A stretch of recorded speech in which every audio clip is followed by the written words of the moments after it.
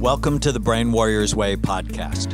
I'm Dr. Daniel Amen. And I'm Tana Amen. Here we teach you how to win the fight for your brain to defeat anxiety, depression, memory loss, ADHD, and addictions. The Brain Warriors Way podcast is brought to you by Amen Clinics, where we've transformed lives for 3 decades using brain SPECT imaging to better target treatment and natural ways to heal the brain.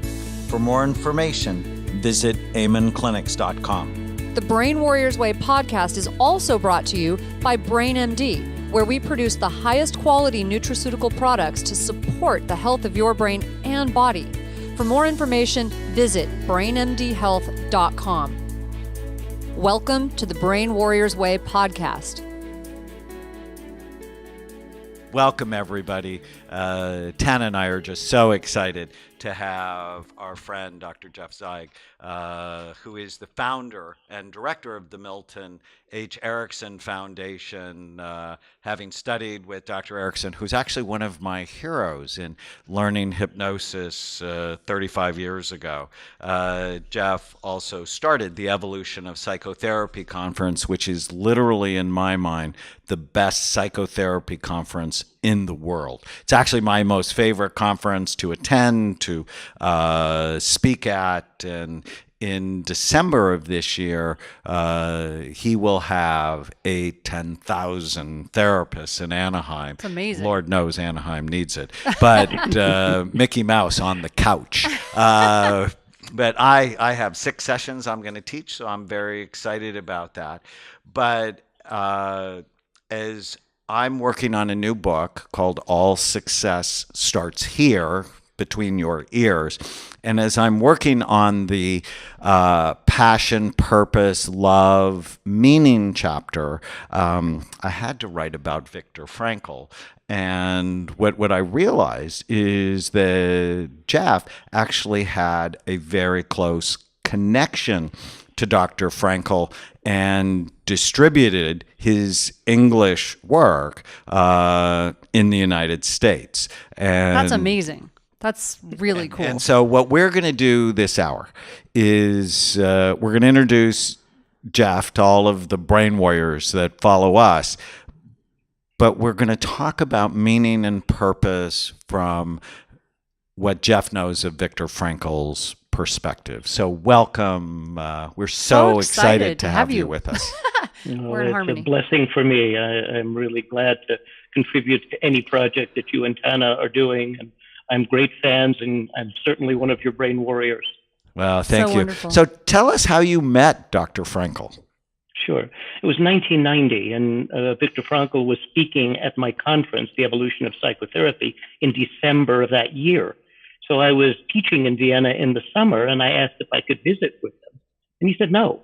He had sciatica, he had medical problems, and he wasn't really entertaining people. But he said, "Oh, call me when you get to Vienna." I walked out of customs. There's a payphone. Payphone is still there, and I called, and he said, "Come over immediately." I store my luggage. I go to the Mariannengasse, where his home and office was, and I'm greeted by this diminutive Austrian man with an incredible presence, an aura that just perfumes the atmosphere of being in the moment, present. And we exchanged some books. I asked him to autograph a book for me. I give him a book that I brought for him, and he shows me around his office. Now, his office wall has 29 honorary doctoral degrees. Wow. I don't know that Kissinger or anybody has 29 honorary doctoral degrees in addition to his medical degree and his PhD in philosophy. In the middle of this is a ratty certificate when he was in his late 60s for soloing a Cessna in San Diego. Now, I'm a pilot. I'm a glider pilot. So I say, "Professor, what is this certificate doing among all of those incredible honors?" And Frankl, who was a person who wisdom just came out of his pores. And he said to me that when he was a young man, he was a mountain climber. He really enjoyed climbing mountains. And there were 3 trails outside of Vienna that were named after him because he was the first person to explore them. And he developed an aversion to flying. So he decided that he and Mrs. Frankl would pilot an aircraft. And he said to me in beautifully poetic German, my German is terrible, but I'll do my best that I can relate it and translate it. He said to me, Ich lasse mich nicht alles von mir gefallen. And the rough translation of that beautifully poetic German phrase is, there's some things about myself I don't have to tolerate. I love that. And I cannot even tell you how many times I have said to myself from 1990 to today, 2017, when I started to err in some direction, I say to myself, Ich lasse mich nicht alles von mir gefallen. There's some things about myself I don't have to tolerate. I love that. That's amazing. Mm-hmm. So, Daniel, just to throw this in there, Daniel gives me a hard time for doing some of the things I do, which seem a little crazy to some people. And he thinks that I do some of the prepping and preparing for disasters and things out of fear. And the truth is, like, I do survival training with my daughter. We're going to go out in the middle of nowhere and have nothing and sleep in a shelter that we build and whatever. It's great. We have to find our own food and all this crazy stuff. And the truth is, I do it because I don't like being afraid. So it's like that. So that saying to me is just resonates so deeply. I hate feeling afraid of things or things about myself that I want to convert that into an energy that is more useful. So and that's what you're doing, amazing. Is something counterphobic. Rather than withdrawing from your fear, you're taking your daughter and going on a survival mission, and you don't have to tolerate your fear. You can go through it. That's brilliant. That being counterphobic. I like that. So he said, there's some things about myself I don't have to tolerate. Then what happened? So then we visit for a while, and then he says to me, I'm taking you to dinner. And I say, well, but only if I invite you. And he says, don't give me some of that manipulative Ericksonian stuff. I'm taking you to dinner. So we go to dinner at an Italian restaurant, and he's talking with me about his time with Freud and his time with Adler. And I turn to Mrs. Frankl and I say to her, I'm so sorry, you must have heard these stories so many different times. And she says to me, oh no, some of these I'm hearing for the first time. Now suddenly I realize that we're having this subterranean Herculean struggle. I'm trying to make him feel good about himself, and he's working to make me feel good about who I am.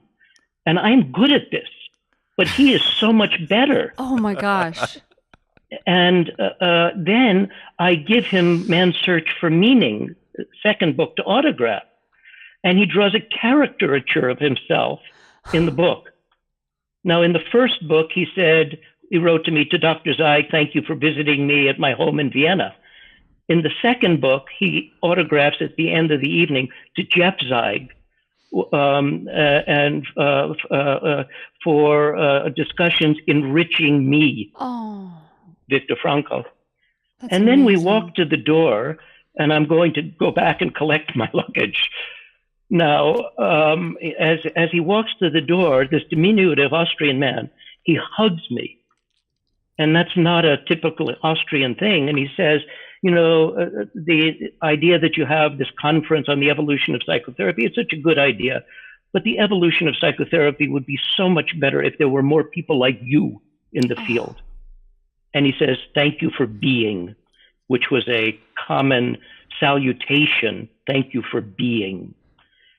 Now, you knew that there was one and only one principle, like an Occam's razor, that guided his life, which was, if it's meaningful, I do it. If it's not meaningful, I don't have time for it. So everything became easy for him after getting out of 4 different concentration camps. Not that it was easy for him when he got out of the concentration camps, because it was a pretty depressing period in his life to recover from the horror of being in those concentration camps. And yet he knew that Maslow was wrong. Oh. If you remember from your introductory psychology, Maslow created a hierarchy of needs. And he indicated that unless your basic needs were met, you could not do things that were transcendent. Now, before he went into the concentration camp, he had written an opus, and he had put the manuscript inside the lining of his coat trying to save it. But of course, as soon as he got to the concentration camp, they denuded him and he lost the manuscript. But he had known before he went into the concentration camp that Maslow was wrong, that even in the most horrible circumstances, the worst circumstances, the most barbaric circumstances, there was still the possibility that you could create meaning. And then being in the concentration camp was his way of having a laboratory, like Tana going into the wilderness. This was a laboratory in which he crystallized knowledge that they could take away every dignity that he had. He was a professor of neurology and psychiatry. But then as long as he could determine that they couldn't take away his will to create meaning. Now, if you want me to go on, I have an endless number of Victor Frankl keep going. Stories, this is so fascinating. It's awesome. I'll leave you. It won't be a discussion. It's just going to be a monologue. I have to tell you. No, we'll interrupt you, but keep going for now. I mean, I love the idea. This is amazing. Before Victor he Frankl, went into he lost his parents in the concentration camp. He lost his wife, Tilly, in the concentration camp. And he thought that by staying in Vienna and being the one of the directors in the hospital, he could protect his parents. Now, he applied for a visa to come to the United States, and he got the visa. Now, his sister emigrated to Australia. She got a visa to get out as Hitler and the barbarism that was happening in Austria at that time grew more fulminant. And now he's walking around Vienna, and he doesn't know what to do. He's thinking that he could protect his parents because of his position at the hospital, and yet he's got a visa to go to America, and he would have bypassed the concentration camps. And as he's walking around, he sees in the rubble of the synagogue a Jewish letter. And it's just one piece of marble that has one of the letters from the Ten Commandments. And he asks his father, what was that letter? And his father said, well, it could only be one of the commandments, honor thy father and mother. Wow. And at that moment, he decides to give up his visa. And as he explained to me, you could look at that as if it was just a piece of calcium carbonate. It was nothing. It was just a piece of marble. But it was when he could project meaning into that moment that the direction of his life got determined, and his destiny was determined. So then, he said clearly that if he had a choice between blindness and a concentration camp, he would have chosen blindness, because the horror of being in the concentration camp that he recounts in the opening of Man's Search for Meaning is a testament to the ascendance of the human spirit. That he was not the only one who survived the concentration camp, and a lot of what he recounts in Man's Search for Meaning is that he survived due to luck, chance. There were elements of chance that just happened to favor him, and he was capable of surviving these very difficult and barbaric circumstances.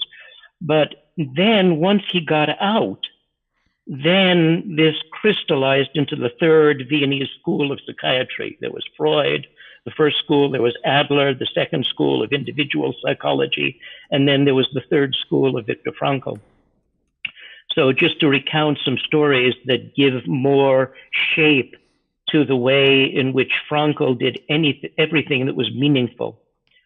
I visited him for the last time he was 96, 97, in the Allgemeines Krankenhaus in Vienna. Now, Victor Frankl was a public figure. Mm-hmm. And when I had invited him to my conferences in 1990, 1994, he had to go under an assumed name in the hotel because otherwise he would be bombarded by people. When he spoke at my conference in 1990, he got a 5-minute standing ovation from 7,000 therapists before he spoke. And at the same time, he was going and speaking to Reverend Schuller and, talking about his experiences with Reverend Schuller. Well, I'm walking him across the street. Now, people wanted to touch him like people would want to touch Madonna. I'm just guiding him through the crowd to get him back to the hotel after his speech. And as we're walking across from the convention center to the Hilton Hotel, he's saying, Dr. Zeig, could you please tell me what could I have done better? Oh. And he really wanted to know. He really wanted to learn. And he had just been given this incredible tribute. So when I visit him in the Allgemeines Krankenhaus, 1996, he's 96, 97 years old. He has a coronary. The only people in the room are his son-in-law, Professor Vesely, and his wife, Ellie. And I come in with my workshop organizer, Charlotta, and weak as a little bird, he just pulls himself from his bed, takes Charlotta's hand, and kisses it like a proper Viennese gentleman. Now, you knew that there was one guiding principle, and that guiding principle, is it meaningful? Is it not meaningful? It was meaningful. That's what he did. And his wife, Ellie, incredibly dear, she would be described as the light behind the flame. She, she had a way of just shining, and it was not just Victor Frankl, it was the relationship, it was the passion between them that was part of the presence of who Victor Frankl was. That's so I can go on. So I have a question. Well, first of all, his book was one of my favorite books of all time. Man's Search for Meaning was a great book. It's been a long time since I've read it, so thank you for some of the reminders. I feel like I need to read it again. I've probably read it 16 years ago. It takes 2 hours to read the first part of it. Right, and I feel like I need to read it again, just some of those reminders. So I really love that. But I'm fortunate to have a partner who really helps me with this idea of meaning. For us, like I wrote the chapter on pain to purpose. When you go through, obviously nothing like what he's been through, but just anything that you've been through and you can transform it to help other people, I think it's helpful.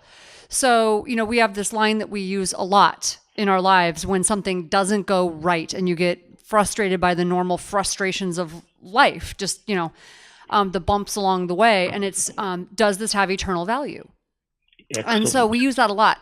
But I have to say, there are still, it really helps and it really works most of the time.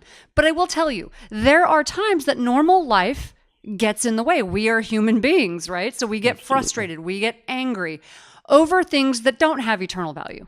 I mean, just this morning, I went off on the contractor that's doing construction at our house. And, it's one of those things, does the money you lose when there's a mistake on construction have eternal value? Absolutely not.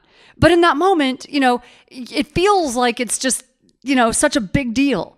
So what would be the thing what are some tips that you could give us or that he would have given us to get back on track, to focus on the right things and not let those things be disruptive, because they really are disruptive and they're not worth it?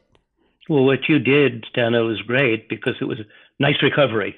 You were off balance, nice recovery. You got back quickly. And a lot of times the best that we can do is nice recovery, get back quickly. Now, when Victor Frankl was establishing his school of existential psychiatry, he, at the time, what was prevalent, Freud, but also behaviorism. And behaviorism is stimulus response. Right. Now, what Victor Frankl would say, echoing very nicely what you were saying, is that between stimulus and response, there's choice. And you can choose. And then when you recognize that you don't necessarily need to respond to the stimulus quickly, and that you can insert, does this serve the greater good? Does this have eternal meaning? What about choice? Choice is what can guide us. And when you have a moment of wisdom, then you can insert choice. I copied some of the quotes because Victor Frankl was one of those people who was very great at creating one-liners. Right. And he said, live as if you're living a second time and as though you acted wrongly the first time. Oh, I like that.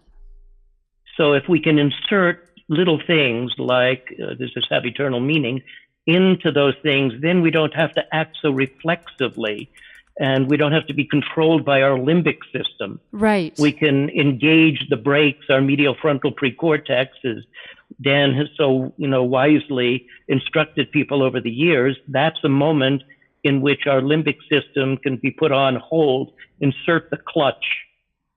So you take things out of gear for a moment, insert choice into the equation, and then decide what it is that is really meaningful for you to do. So what I'm hearing is that I hear you clearly. So it's sort of like working out at the gym, though. It probably takes practice. Absolutely. Because most of the time I'm able to do that very effectively. Today I went off. And so, Right. but I recovered. so But it also matters, right? If we think about the prefrontal cortex, what are the things that weaken it?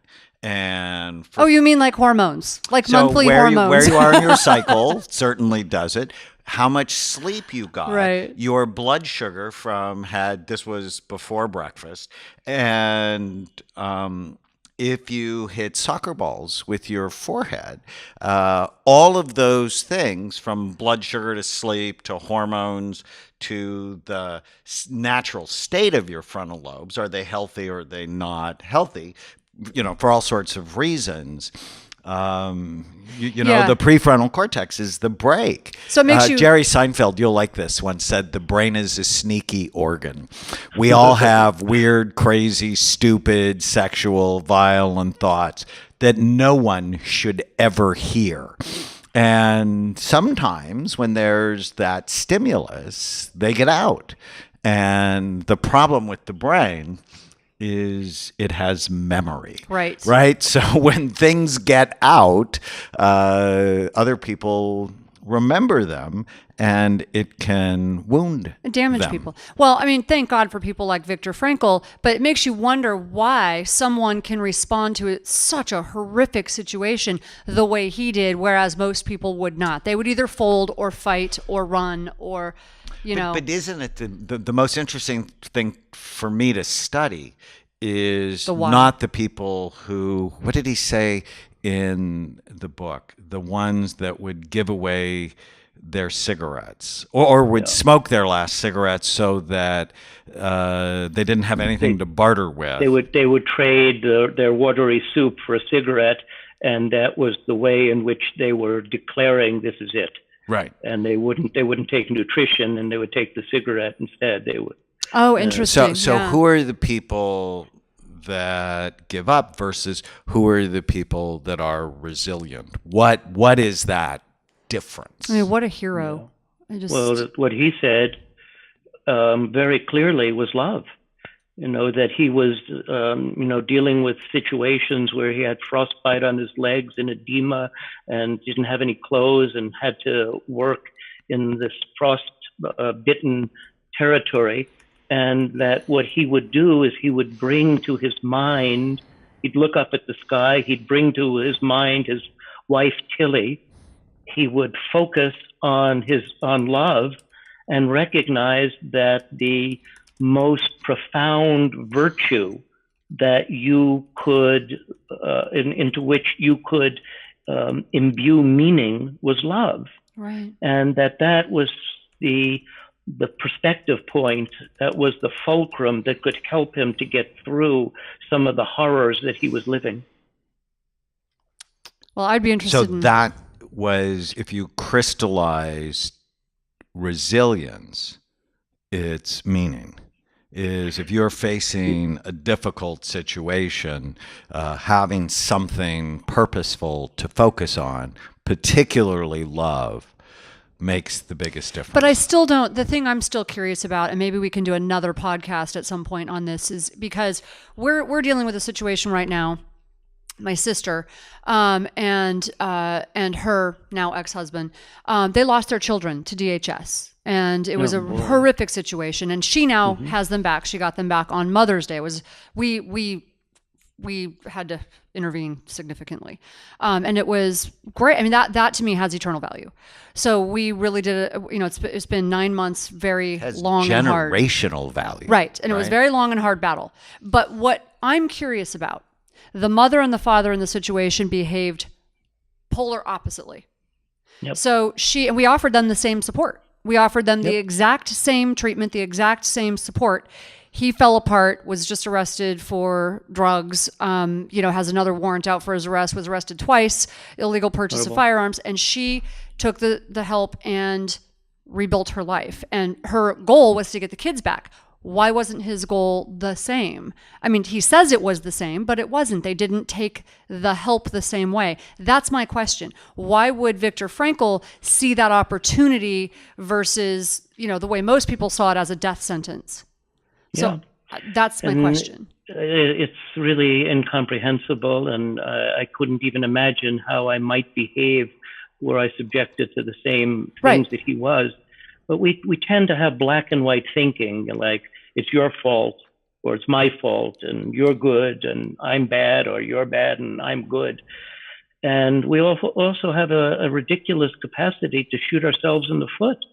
How many people that Dan and I and you have treated that have addictions, and people who are spending their welfare check at the casino and using drugs and doing all kinds of things to pollute their brain. We have an incredible capacity to shoot ourselves in the foot. There was something that was transcendent in Victor Frankl. He couldn't categorize good, bad the same way.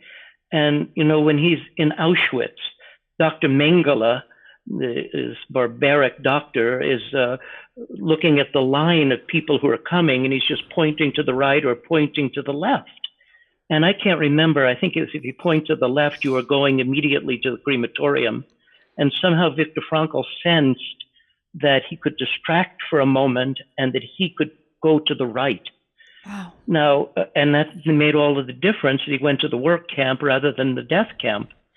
And he said that if he was confronting somebody like Eichmann or Mengele after the war, he would have interviewed them and he would have tried to convince them that what they did were not meaningful. Now, this was a man who could not believe in collective guilt. There was so much collective guilt, the Germans are bad, after the war. And everybody was very willing to condemn Nazism.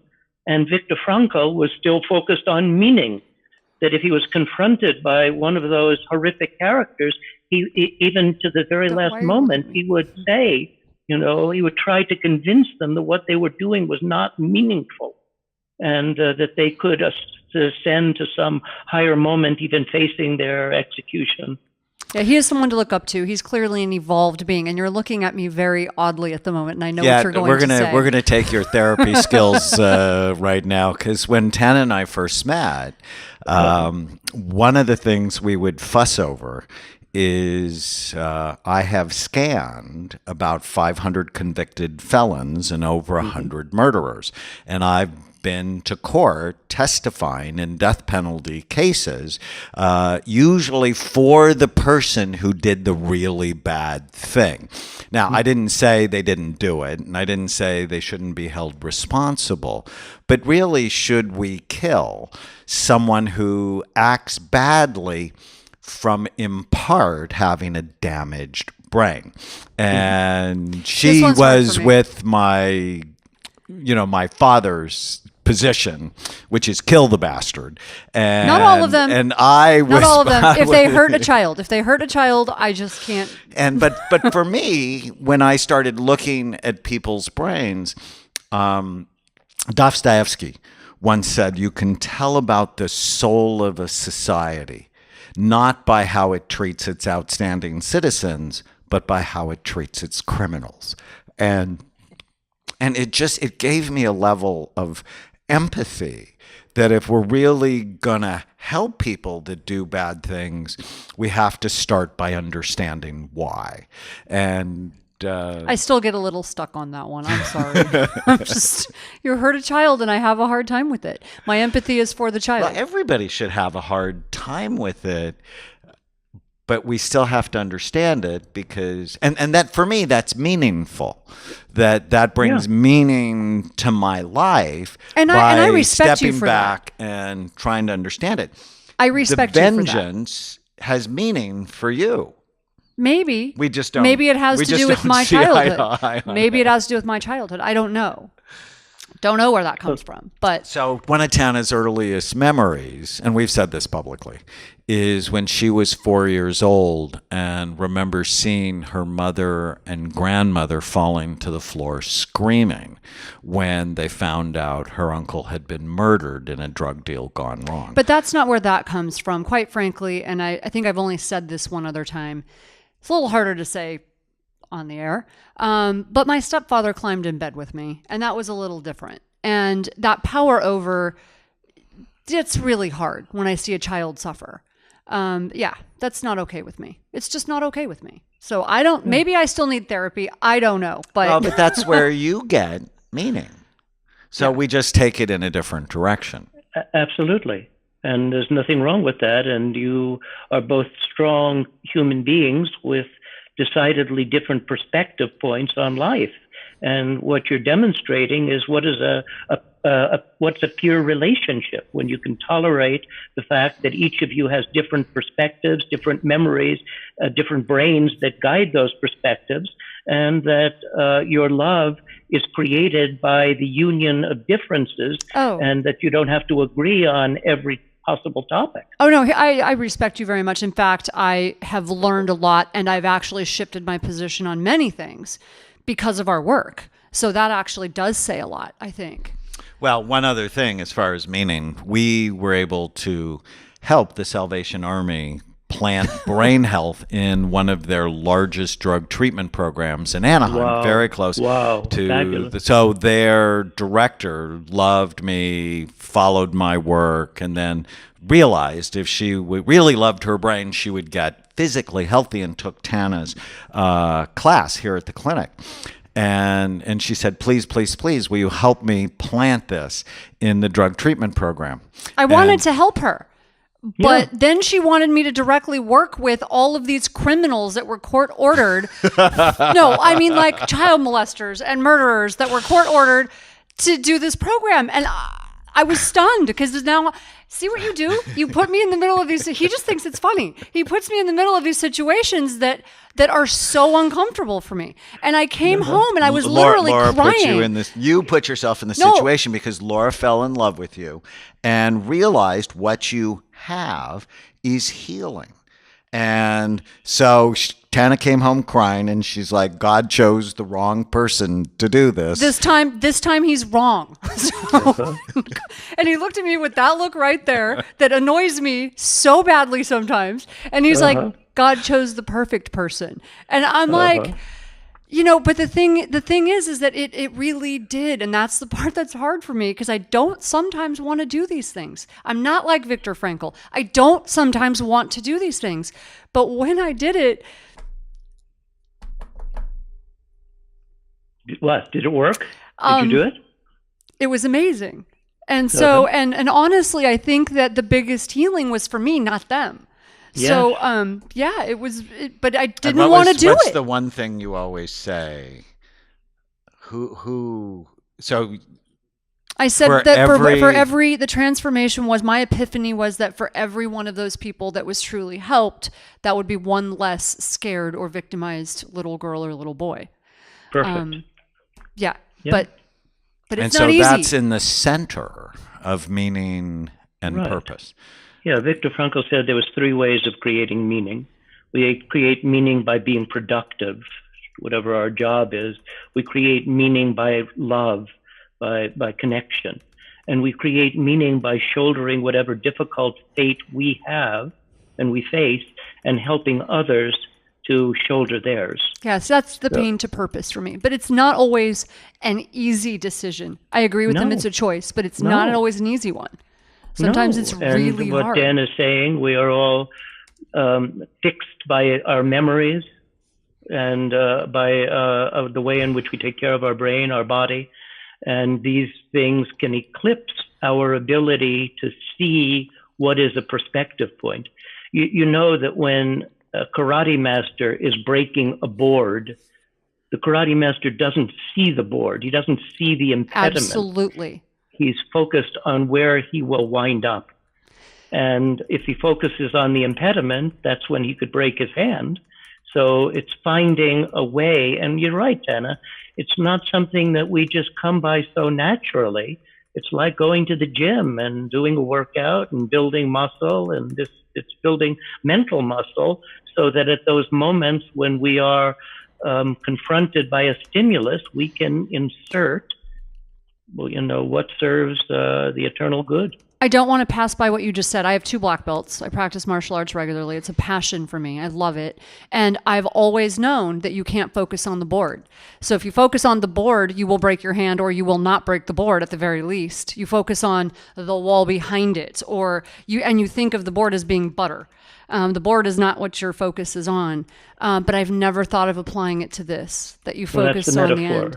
That we don't have to get, if our focus gets myopic and we're just seeing the problem, then we may not be able to get out of the box and find where it is that really represents the kind of destiny, the kind of evolution that we want to have, the kind of maturity that we want to have for ourselves. That was huge. That was very helpful to me.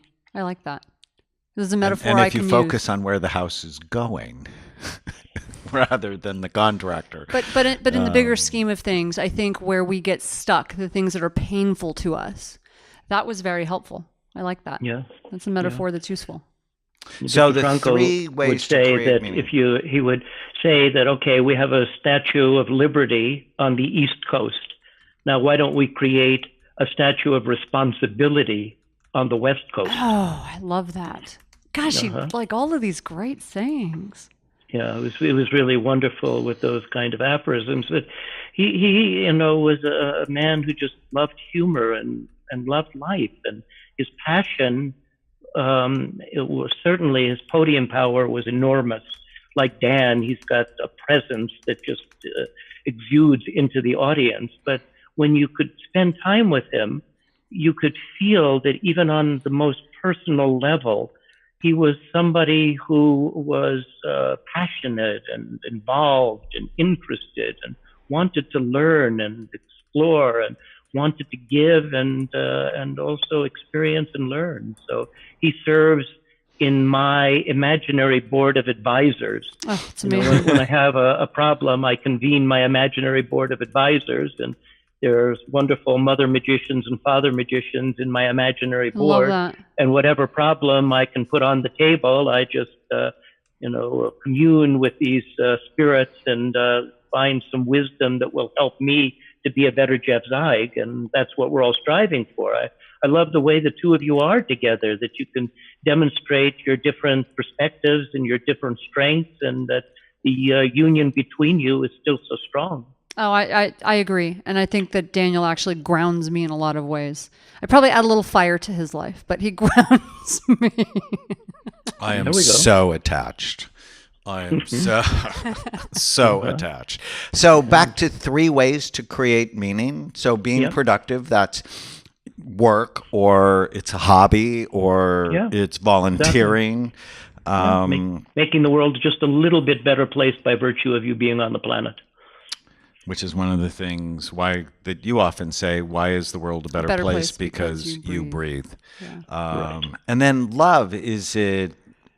Connection, it's loving whatever it is that you're loving. It could be loving an animal or loving your creativity, but most importantly, loving the people who are central to your life. Now, would gratitude be included in that? Absolutely. In love, okay. And then, as the Buddhists would say, all life is suffering. That would be the first principle that the Buddha preached. And then what is it that you do in the face of suffering? It's like, when I went to Victor Frankl, another memory just surfaced. Like he asks me to sign his guest book. Well, it was the second guest book. So I looked through the first guest book to sign the second guest book. And the entries in the first guest book are like Heidegger, Jaspers, Husserl, all of the great existential philosophers. That's great. And I'm signing his guest book in the lineage of all of these people who I studied when I was in college, these profound thinkers. And and even Heidegger, who had some sort of, I think, Nazi leanings, but it was somebody who Victor Frankl really admired in terms of the depth of his thought and philosophy. Well, the existentialists would say, when you wake up, the first thing to consider is suicide. Okay, you open your eyes, you consider suicide. Now, once you put your bedroom slippers on the floor, it's no longer the right question. And then the question is, what will I do now that's meaningful? And if we can exercise that part of our brain, and but I actually do that a part lot. Of our brain, I don't consider suicide, but I often think to myself, at the end of my life, like, we're all dying. I often say to myself, we're all dying. Okay, so just at different rates. And so what difference is this going to make? I'm going to be dead, and is this going to matter? So how can I make it matter? My thought is make it matter.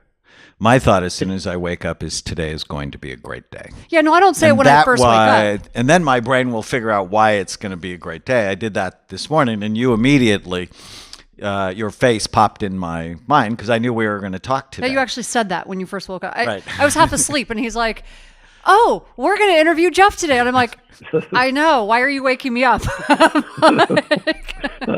No, I'm not saying I say that when I first wake up. I do try to focus on gratitude first thing in the morning. But when things bother me, I try to put it in perspective. It's like, really, is this going to matter? Because we're all going to die. So before we run out of time, I want to make sure we talk about the school of psychotherapy that Victor Frankl founded, which has to do in large part with meaning, and it's called logos therapy, correct? Logotherapy. Logotherapy. Yeah. And logo is Greek for meaning, is that correct? Absolutely.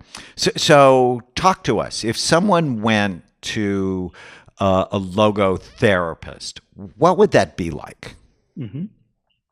Yeah. Well, there were some techniques like paradoxical intention.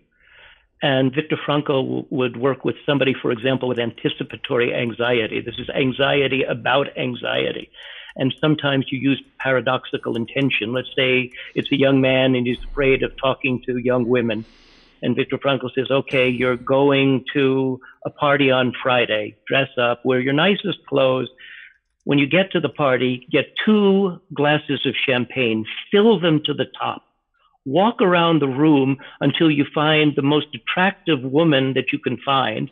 And as you get to her, you're going to be shaking. You're going to be spilling this champagne all over yourself. And when you get to her, you just trip and you'll pour the champagne all over yourself. And then he would say, and I can't remember the German phrase, but better a moment of horror than horror without end. Oh my gosh. And so he would invite people to live through their greatest fear, but he wanted them to laugh. He didn't really want them to do the activity. He wanted to prompt laughter as a way of blocking anticipatory anxiety. So he was really one of the first people to invent the use of paradox, which he did in the 1920s as a technique for helping people. Now, also, he would focus people, of course, on meaning. Now, unfortunately, there are no videos of Victor Frankl doing therapy. There are lots of audio and video of Victor Frankl lecturing, but there's nothing that I can find in the archive that shows an example of him doing treatment.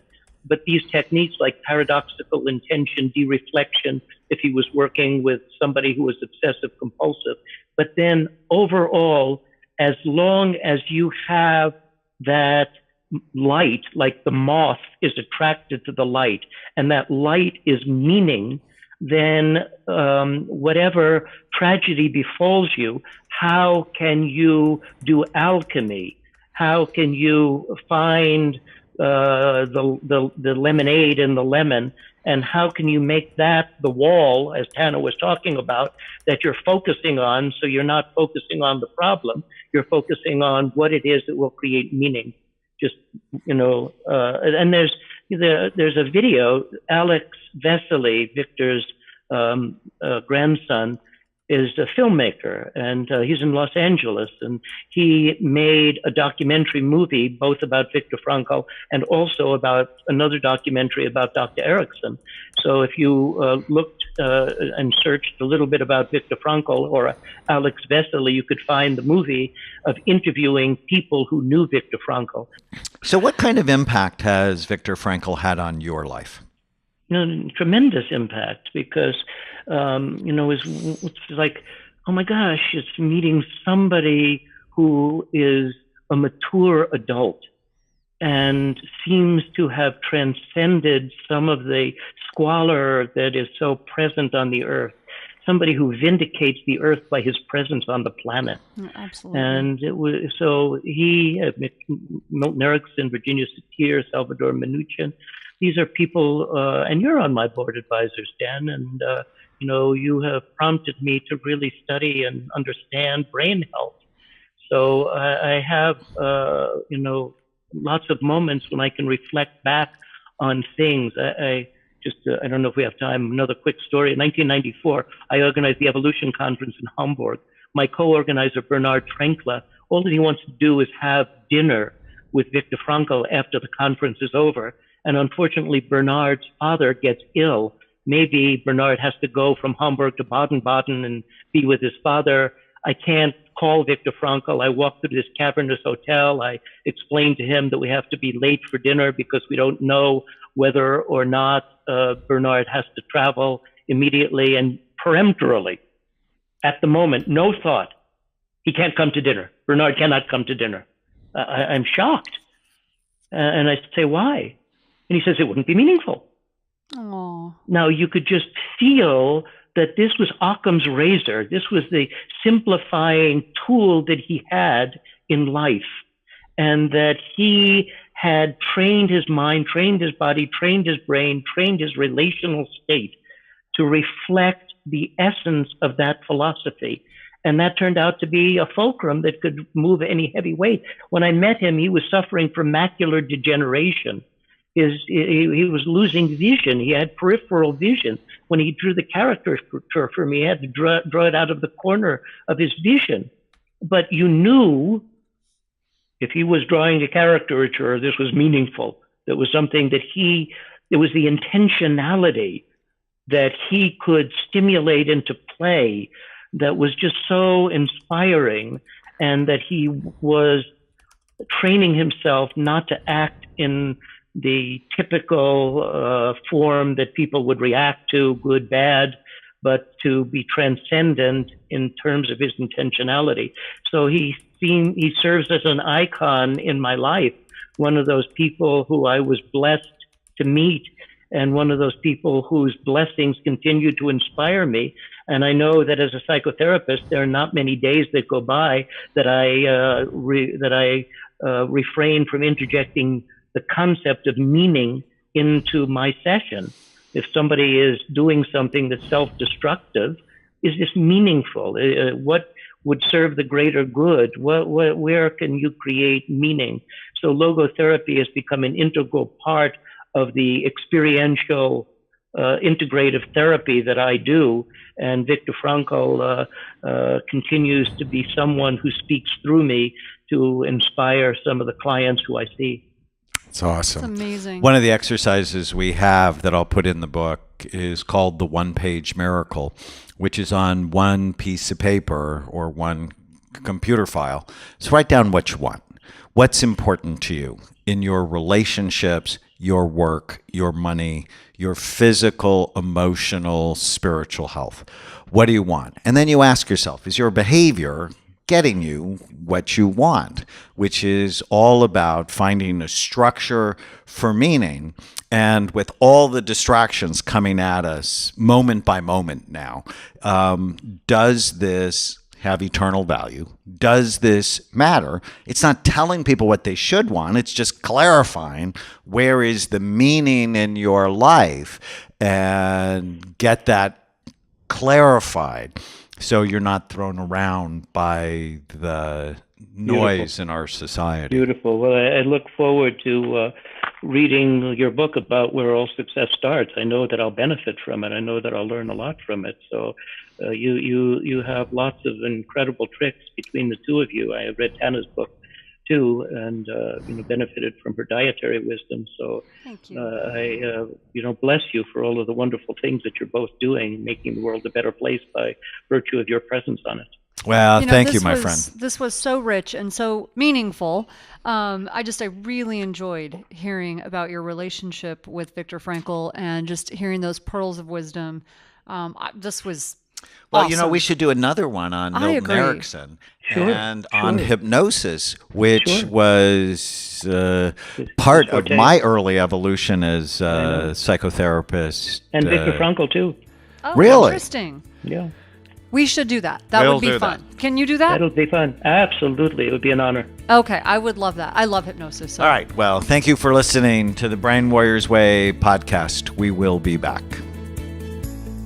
Thank you for listening to the Brain Warriors Way podcast.